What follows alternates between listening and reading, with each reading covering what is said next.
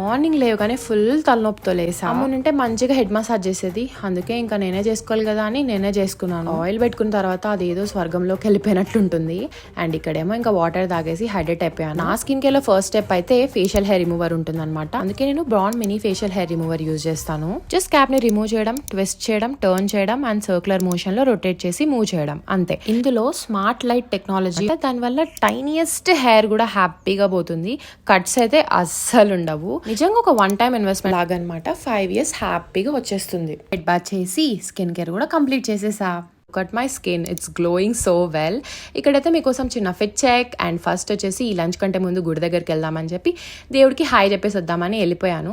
Lunch చేశాను and then evening అయితే మేము హ్యాపీగా అవుటింగ్కి వెళ్ళామన్నమాట.